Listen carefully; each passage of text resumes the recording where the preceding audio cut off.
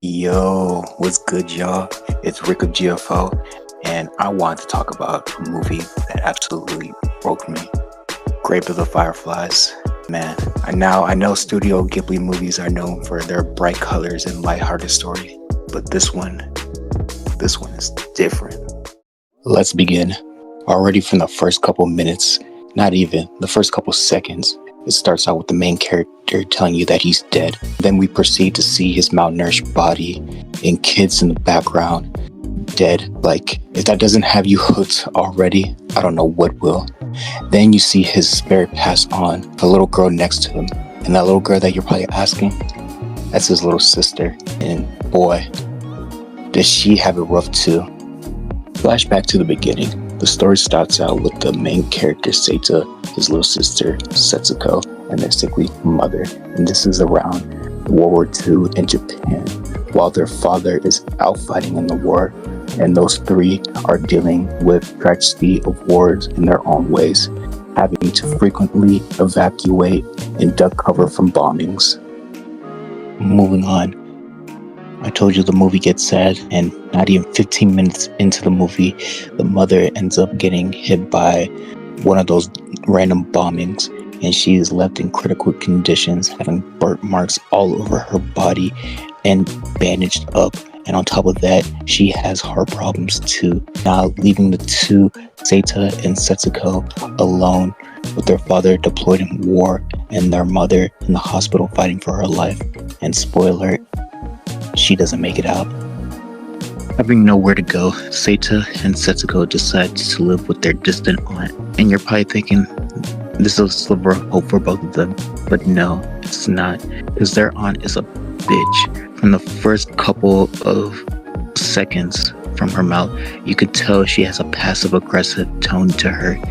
And then throughout the whole time of those two living with her, she's making slick remarks, to both of them, calling them a nuisance, a burden, making them feel like they're not wanted. And I get it. Times are hard. She has a family of her own. It's war times. Resources are tough. Those kids don't bother anybody. They mind their own business. It gets to the point that Seita and Setsuko had enough, even though their living condition was so much better than it was before, being verbally abused every other day. They decide to leave and live in an abandoned shelter that nobody uses. Everything went back to being decent for a bit. Both had a peace of mind, nobody nagging in their ear, both of them enjoying their own company. And those things weren't perfect, they had each other. But then, of course, reality had to strike again. They used up every last of their money and mother's clothes to exchange for cash, and Seita had to resort to stealing crops and even stealing other people's clothes for exchange for food. Then on top of that, Setsuko gets ill herself, having rashes all over her body, and it progressively gets worse. Before I continue, this is something interesting I wanted to point out. I've always seen aspects of war from the soldiers, probably the American or the opposing side, but I've never seen the perspective of war from a normal child, especially a child in the middle of the war.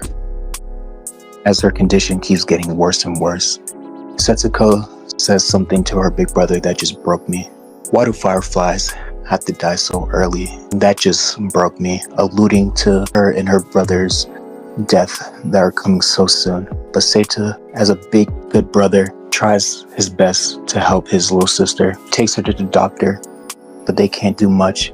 He tries to get edible food for her, but her condition is just too much, to the point that she can't even stand up. Her body is so weak. She's confusing marbles with candy, pebbles for rice ball, and alas, she finally dies to her conditions. And what hurt me so much about this scene, Seita doesn't even cry one bit. It wasn't even a big dramatic scene. He just cremates her body and the fire burns away and it turns into fireflies. And that was the end of the movie. Now, I don't know how to end a video like this. I'm really bad with outros, but something I wanted to point out before I end the video, Seita is 14 years old. He's not a man just yet, but he is well equipped. He's been surviving for months, probably a year, with his little sister, and I believe that he didn't die from not finding any food or anything. I believe that he died from losing the will to live after his sister died. He lost his mother. He has no home. He has nowhere to go to. I just felt like he just gave up and he just stopped eating, and eventually he died. And I guess like the only happy ending there is that both their souls are together again and they get to be together in the afterlife. Oh man, I really hope you guys enjoyed this video. This is a movie that is like super underrated. Nobody talks about it, especially for Ghibli movies. And it was made in the 1980s, so that probably explains why. But you should probably check it out. It's my top 3 favorite Ghibli movies ever. But it's enough of me rambling. I'll see you guys next time. Like, comment, subscribe, and stay geeky.